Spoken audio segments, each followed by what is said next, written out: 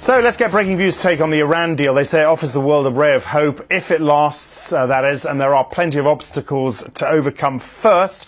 Also looking at RBS in the dock again for pushing apparently sound firms into default. What next? Chris Hughes is the editor of Reuters Breakingviews in Europe and joins me. The Eurasia Group gives it a 60% chance, this latest deal, of being a lasting one. That doesn't sound that good. Well, it's better than below 50. It is. I mean, look, broadly, this does have some positive financial implications, but the serious point that you rightly make is that one shouldn't get too optimistic just yet, because this is this is a very, very important agreement, but in a sense it's sort of provisional. The work is it creates some space in which the real work on a more kind of lasting agreement about Iran's nuclear program can be done.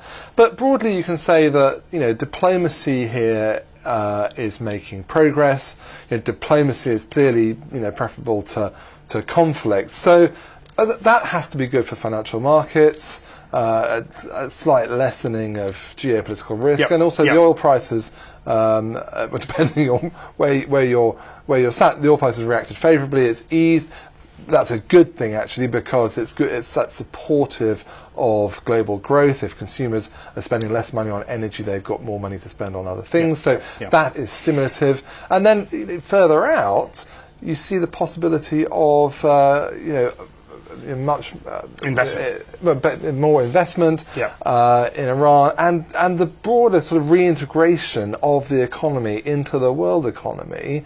Which again could bring lower oil prices, but it has to be good for both Iran and for the world economy, and we might see more stability. So, one, as you say, don't want to get too optimistic right now, but there are some very broadly positive financial implications. But Breakingviews is generally glass half full on this.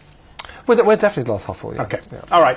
Let's talk about the bank story as well, because once again RBS finds itself in trouble, and I think your point here is the stake sale is once again pushed back as a result of this. Yeah, look, there's a lot of sort of fresh negatives here. If you're being crudely concerned about the RBS share price, I say it's slightly ironic in a way, because RBS has been praised for the speed of its deleveraging, particularly under the previous CEO, Stephen Hester. So, it's supposed to be getting safer. It's supposed to be having a smaller and less risky balance sheet. You can't do that without, pulling credit away from new or existing customers. Now it's come under fire for supposedly being far too robust with customers who are struggling, and allegedly pushing them into default. Now you can't have both ways. You can't have a bank that needs to shrink but also endlessly makes credit available to everyone. So it's actually a very difficult situation to unscramble. Whose side are you on here?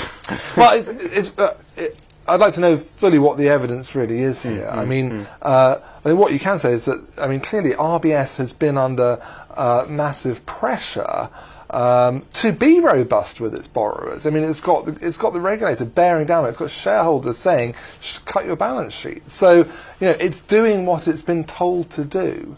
And clearly that is going to lead to some customers, getting told that they can't get credit from it.